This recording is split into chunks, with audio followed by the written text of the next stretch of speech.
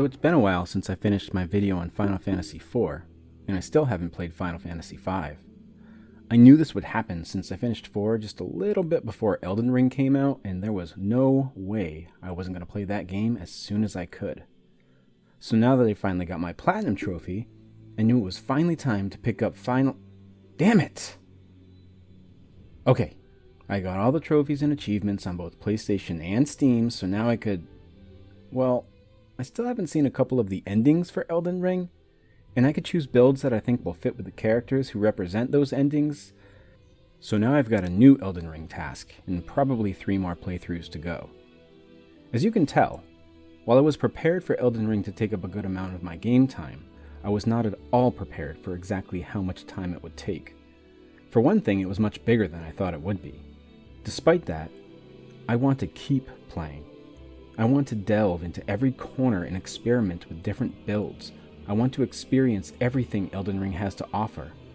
And I haven't felt this particular way about a game since 2009, which is 13 years ago now. Even though I picked up Dark Souls 1, 2, and 3, Bloodborne, and Sekiro all on release day, and played the crap out of them and got platinum trophies for them all, and really just loved them to death. This feeling of being unable to escape the grasp of a game is something I haven't felt since October 9th, 2009, the day Demon Souls came out.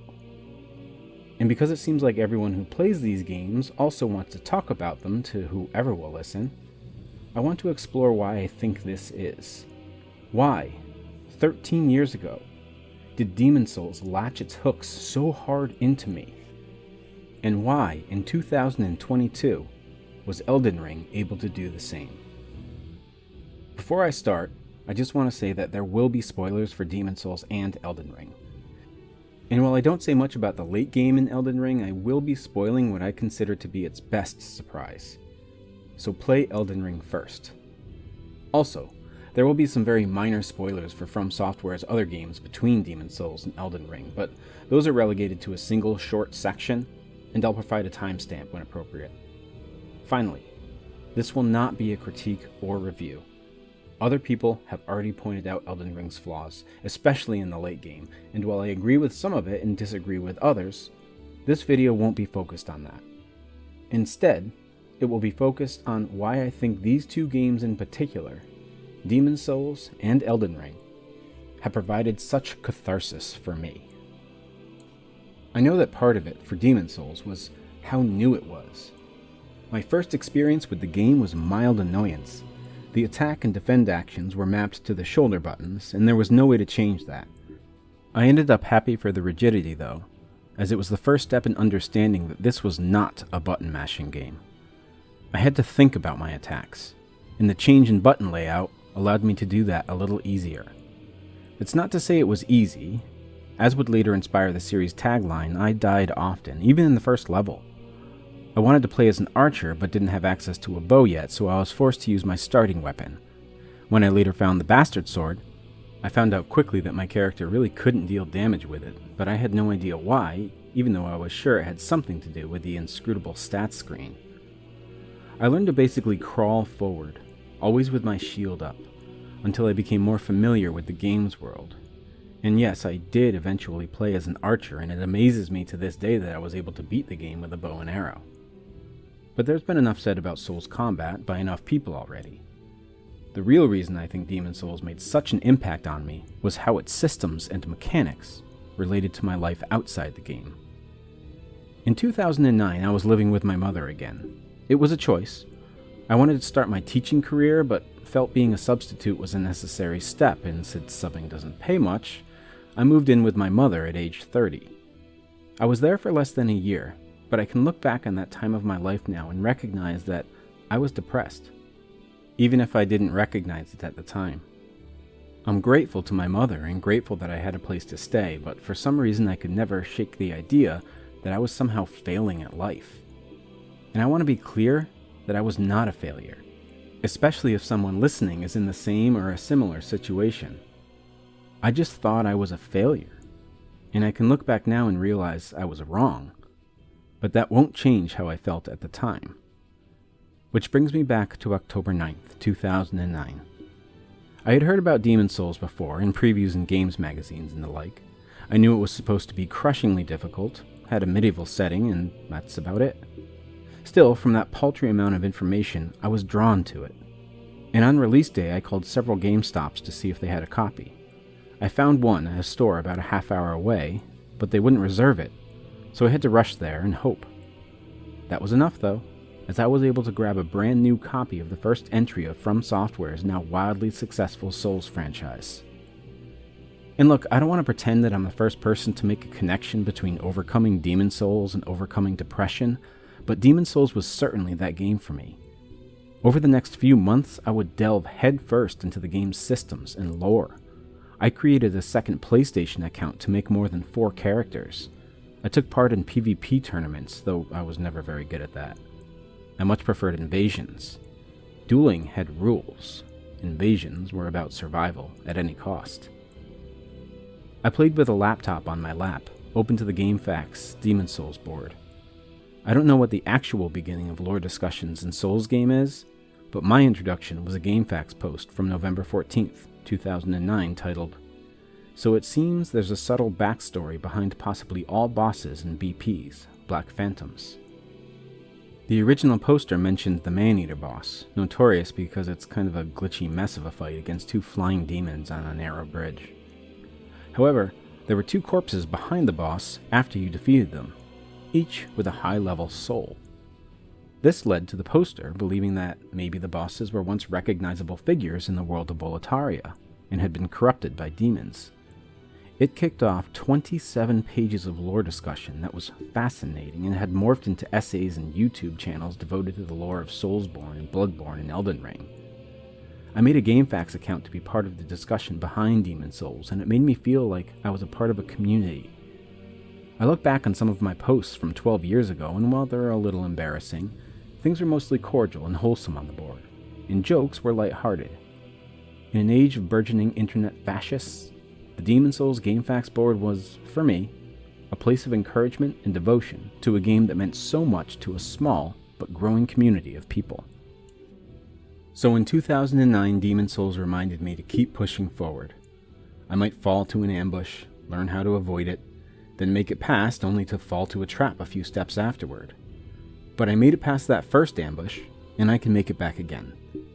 I might die to a particular boss over and over, but I'd eventually beat it. And when I beat the game, it felt great to start over and plow through areas I once had seemingly unending difficulty with. In 2009, Demon Souls provided community and perseverance when I needed them most, and I am endlessly grateful. Because of these things, I still remember how I felt through so much of my first playthrough. I remember turning this corner and having to figure out exactly how to reach this archer while taking care of the dregs attacking me on the ground. I remember immediately wondering what's up with the floaties in this pit, and jumping down to find out. I remember getting ambushed immediately after this.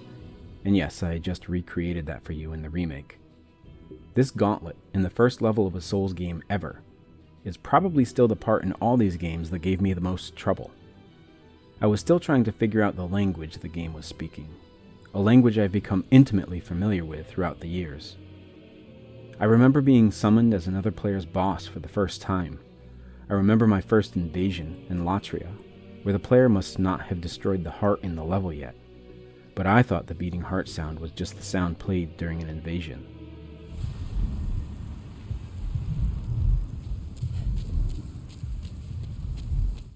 I remember my first battle with the Tower Knight, where I spent the entire time taking shots at him from the rampart, a boring way to fight him that I found absolutely thrilling.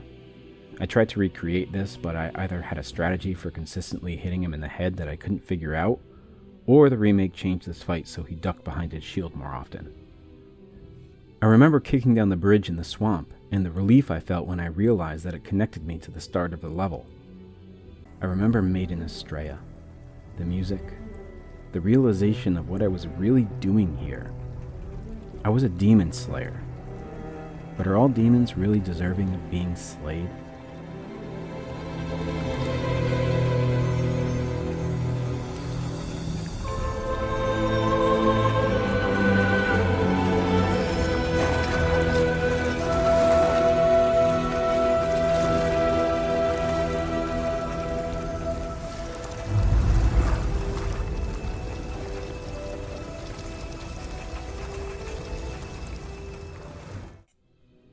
Dark Souls would explore that question even further, but for whatever reason, my memories of the Dark Souls trilogy, Bloodborne, and Sekiro never reached the ubiquity of my memories of Demon Souls. The next part will contain some minor spoilers for areas in the Dark Souls trilogy, Sekiro, and Bloodborne, including the final boss of Sekiro. Skip to the time on the screen if you want to avoid that. I remember the elevator from the chapel to the Firelink Shrine in Dark Souls, as well as getting cursed for the first time in the depths.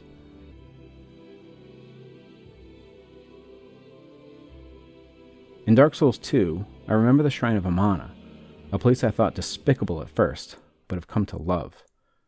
In Dark Souls 3, I remember gazing on Irithyll for the first time, and a little later, riding the elevator up to gaze upon the majestic return of Anor Londo.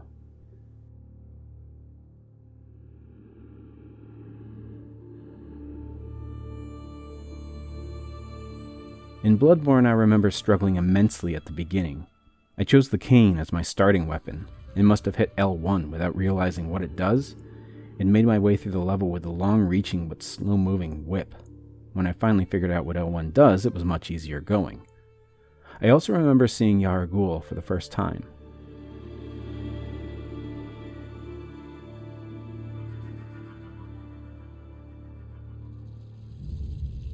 Sekiro fares a little better in this regard.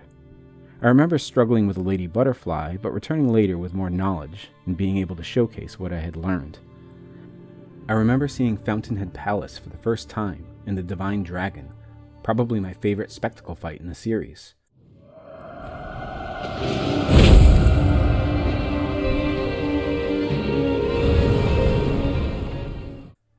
I remember spending an entire 9 hours beating my head against Ishin's Sword Saint, feeling it was impossible, but slowly learning to the point where I was not only able to beat him, but never struggled against him again in my many replays of the game.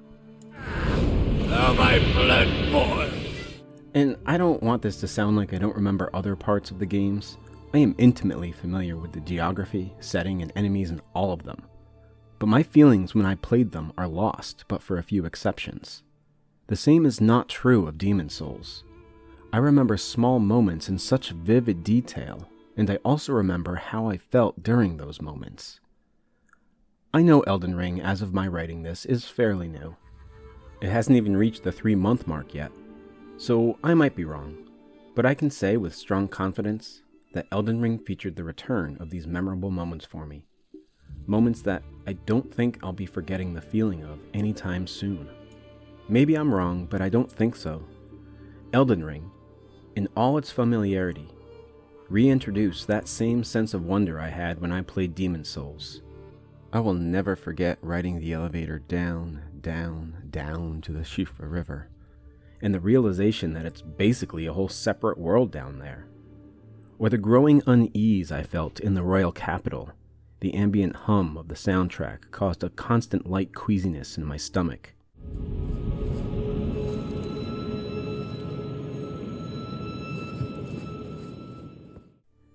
I'll never forget shooting these guardians off the winding branches of the Erd tree. Seriously, this was so fun and hilarious.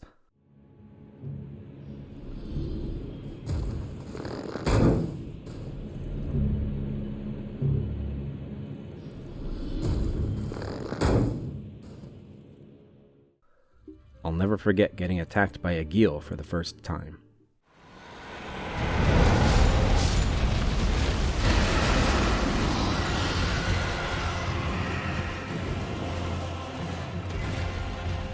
These dragon fights are sadly too often repeated, but that first time will always be special. I won't even forget the first time I gazed upon the open world. I mean, I knew it was an open world game. I knew it. But I was so enamored with the opening and finally having what felt like a new Souls game to play that I actually forgot it was open world until I walked out into it. This early area where I had to use the returning sneak mechanic from Sekiro to take out the garrison of guards reminds me of the very first gauntlet in Demon Souls. I'll never even forget the trouble I had with Margit, the game's first true boss battle. It's probably the boss I struggled with most for whatever reason, but it taught me the lesson that yes, the Souls game's DNA flowed through Elden Ring, but it was not a Souls game. At one point fighting Margit, I became frustrated, thinking that even if I beat him, I would have lucked into it and would struggle against him on replay again. but I haven't struggled on them since, in New Game or the New Game Pluses. I could continue, but what I hope is apparent here is that Elden Ring featured the return of the wonder I felt in Demon's Souls. The lands between feels real. And even though I know this can never be true, it feels like the world exists even when I'm not playing. Elden Ring truly feels like what Dark Souls, Bloodborne, and Sekiro were always building towards. But these moments of wonder exist in all these games. I even mentioned some of them. Why does Elden Ring stand out? And, well, this question is not as easy to answer as I thought it would be. I started writing this with an answer in mind, but now I'm on my 4th draft and I just don't think I've captured it yet. I thought maybe it was my new situation in life. While I'm more stable now, my job as a teacher has been especially taxing these past couple years, and the lands between provided a better escape than what I could have hoped for. Then I thought maybe it was timing. While Sekiro released in 2019, and I do love Sekiro, maybe more than any of the Soulsborne games that came before, it felt much different from a Souls game. And the last Souls game was released in 2016, which means it was almost 5 years since I had played a new Souls game, and Elden Ring more than filled that gap for me. I thought that maybe it was Elden Ring's adherence to and rejection of all the trends I find promising or annoying, respectively. I know that's completely subjective, but I've always loved the promise of open worlds, but never liked the worlds that level with you, or random generation. I much prefer a crafted experience, and Elden Ring's world is very deliberately designed. But in the end, I realized that it wasn't any one of these things, rather a combination of all of them, and probably some things I haven't thought of yet. What helped me realize this is rewatching Folding Ideas' Dan Olsen's video, World of Warcraft Classic, What We Left Behind, where he states that people do tend to be pretty bad at figuring out why they like the things they like, so they just assume their stated values apply to the things they enjoy. And I can see some of that in my reasoning from earlier. I don't like random generation in games. Elden Ring has a meticulously crafted world. Therefore, I like Elden Ring.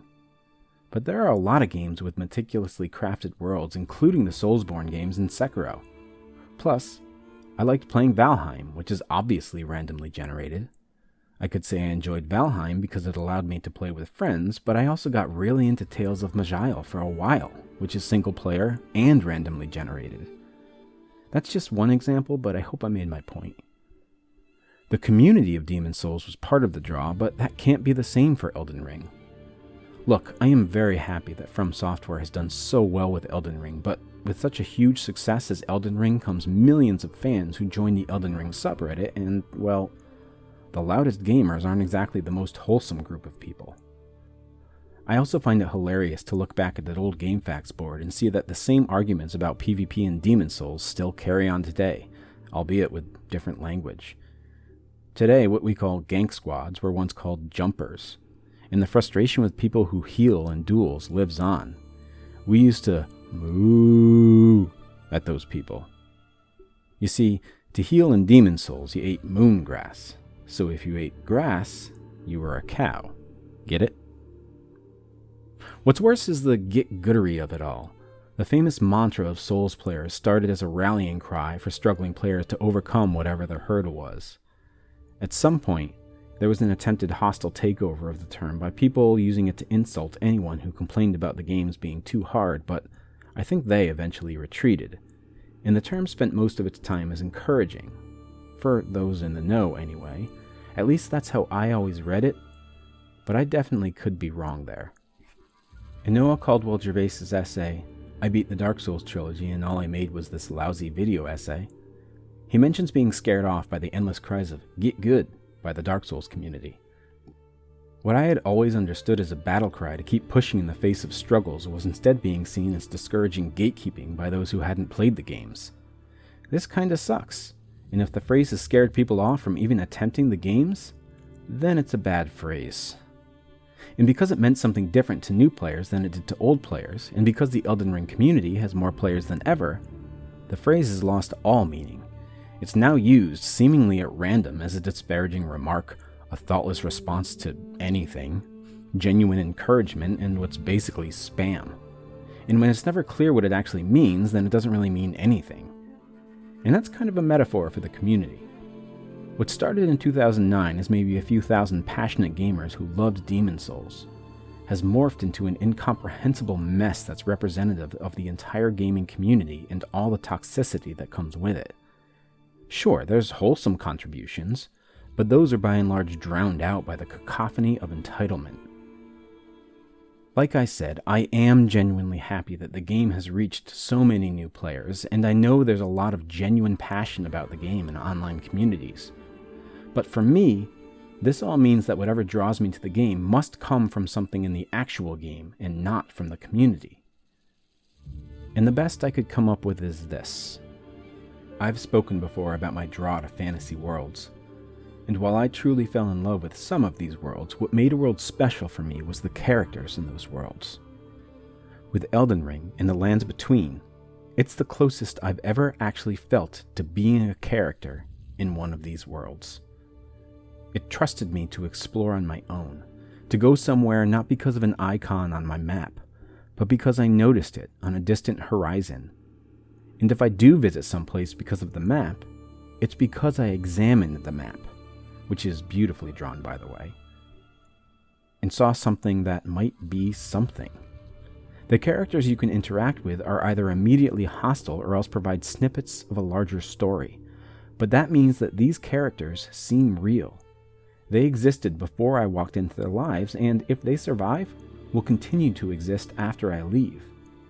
I am a character in their stories. To them, my story is only a little slice of life, just like their stories are to me. And the land itself, its caves and catacombs carved into the sides of cliffs, its entire cities beneath the surface, its once great capital, now overgrown with roots and sap, its divine towers stretching for the sky, its crumbling yet still magnificent architecture. Well, that world obviously existed long before I ever stepped foot in it. And while it might change shape, it will continue to exist long after I'm gone, even if there's nobody left to explore its crevices. And I know that can never be true about the lands between, but the illusion, that's hard to deny. So why is that important? In 2022 America, racked by a pandemic and regressivism and a refusal to make any real change, in America where leaders mostly range from bad to worse and those leaders are uninterested in any action that might make the 1% angry, why do the lands between draw me in? Well, like I said, it is a fully realized world, one that seems more real than any other fantasy world I've explored, at least in a game. And while it's a world on the brink of ruin, much like our own, even though I might be only a blip in the radar of other characters in this story, I do have the power to change things. I get to decide what kind of world survives after me. Will I bring death back to the land? Will I continue the rule of the Erd Tree? Will I look to the stars for new answers and a new world order? Or will I make suffering the new world order? Or simply burn it all down? All of these choices are mine, and in a real world where the most I can do is hope the people in charge surprise me and make substantial change, it feels good to be in charge of that change. I don't want this to sound like I've given up on our world. I do what I can to make positive change and still hope that everything turns out for the better. It's just, I can't help but think at times that no matter what I do, it can never be enough.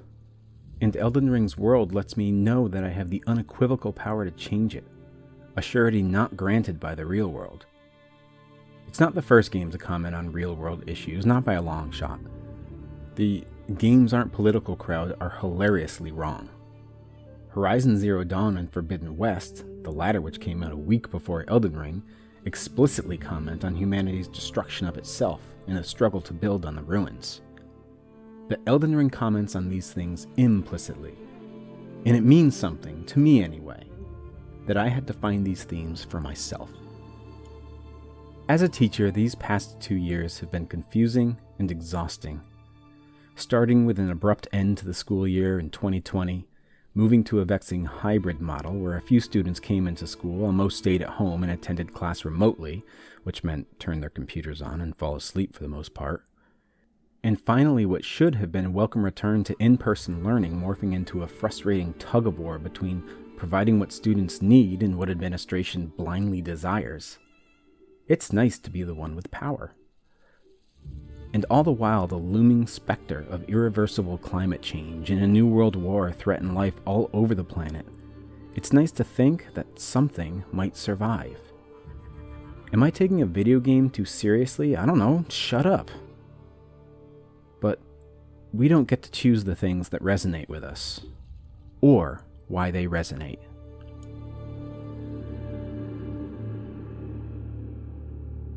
Siofra River is bittersweet. It's deep under the surface, and the sky there is filled with stars. It's obviously not skies or stars, but the illusion is convincing. It's clear that down here, ancient civilizations once thrived. There's evidence of powerful beings and magic. And yet, it's a civilization we can only see glimpses of, since we see it long after its destruction.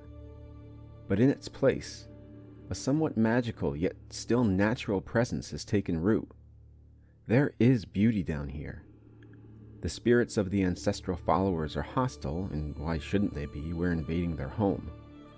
But many of them are simply gathering materials before you happen upon them. Some are surrounded by wildlife, literal shadows of a former civilization, all but lost to those above. I really enjoy delving into the lore of these games, but I rely on other people for most of that. Sometimes I'm able to piece it together myself, but I'm usually too wrapped up in gameplay to remember to read things. But in Siofra, what matters to me is the feeling I get while I make my way through it. What happened here? Why does this place exist? How does this place exist? It's a full world beneath the surface of another world. Did nature simply grow on top of it? Or did other lost civilizations build on top of it? Maybe both. I don't know the answers, but I know that here, in this long-forgotten land, forgotten at least by the denizens above, a guardian spirit watches over it. Or maybe the inhabitants watch over the spirit.